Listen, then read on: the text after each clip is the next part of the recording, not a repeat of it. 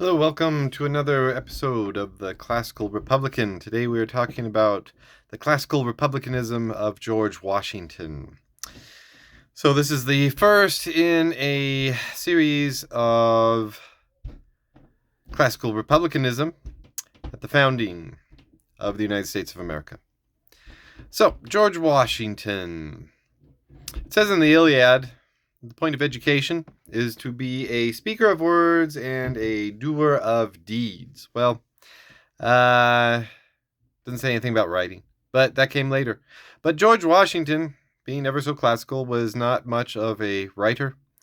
So we have a speech I want to talk about and some deeds. So as far as deeds, we had long service in colonial militias in Virginia, in the colony of Virginia, and then later in the Continental Army. But there was still a fear of a regular standing army, and that is a very classical principle, to be a very classically Republican principle, to have this fear of a regular standing army.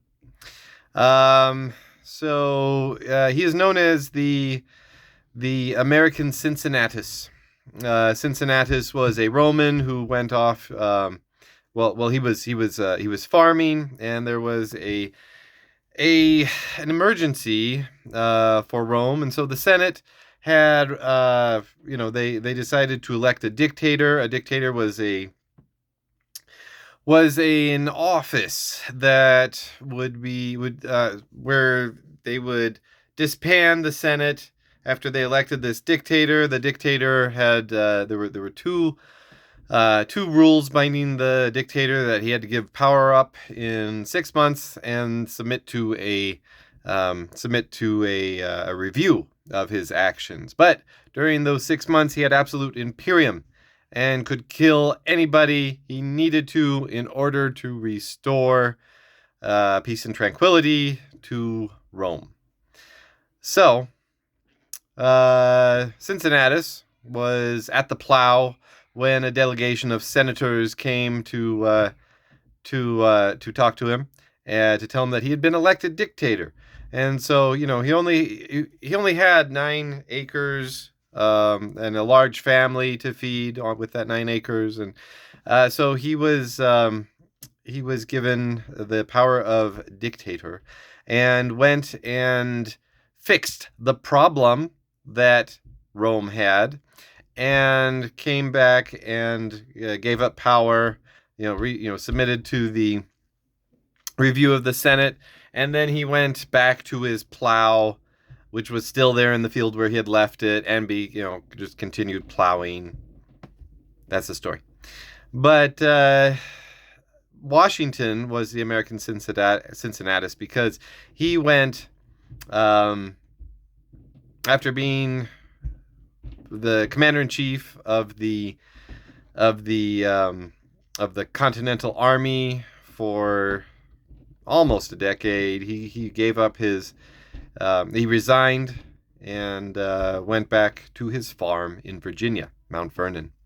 So on the 3rd of September 1783, the Treaty of Paris was signed, and a few months later, in December, he resigned as commander-in-chief. And so for that act alone, he was known as the father of our nation, because he had rescued us from the British, and then he was and people called him the father of our nation after that. So a lot of people today, you ask them, especially in the United States of America, you ask them, why is George Washington considered the father of our country? And the answer, 98% of the time, depending on your audience, is because he was the first president. But he was not called the father of our nation because he was the first president. In fact, it could be argued that he was our first president because he was the father of our nation. So, going on, he also promoted agriculture. Even though many of his friends were looking to the future to trade and industry as the main source of work in the United States of America, but he came at agriculture from a classically Republican perspective because it was all about self-sufficiency. Um, and then I want to go on to the farewell address. So he resigned from being commander in chief, but he was elected to be president, which also was commander in chief. He was so after 2 terms, he was setting precedent in all manners of ways. He gave this farewell address. Now, it is said that it was written by Alexander Hamilton, but the ideas are believed to be mostly Washington's beliefs, his ideas. But it was crafted by Hamilton. So he calls for unity, no factions.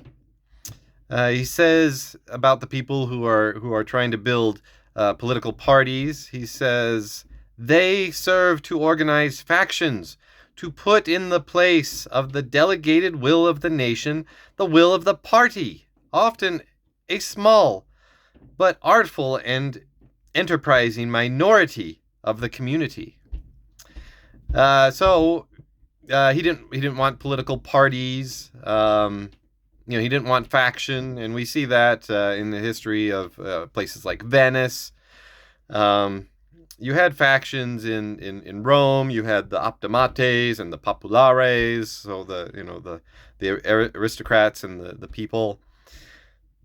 So he was a classical Republican in that sense, that he did not want factions. He did not want the nation dividing themselves and putting their interests above that of the common good. So factions was one point. Another point he made was that foreign policy, he didn't want any long-term alliances. He wanted to treat all nations equally, and you see that in his neutrality policy between Great Britain and France. One could argue that republics should stick together, because France became a republic at that time during his administration. They were a republic, but they kind of didn't have their act together. So it was a very prudent thing, because the U.S. would have really gotten messed up if we had gotten involved in a war at that time, in a European war at that time. So, one could argue that republics should stick together. However, you don't really see that in history. Venice and Florence were never really too friendly towards one another. So, and you see that in the treaties that we have for a century after his time. You have they're always called treaties of amity and commerce. Just we're going to be friendly and we're going to trade with you, and that's all that we really wanted out of our allies at the time. And so we see that George Washington was a prudent leader, not an ideologue, but he had some very classically Republican principles. And I hope we can continue to fight for classically Republican principles in the United States of America. Long live the Republic.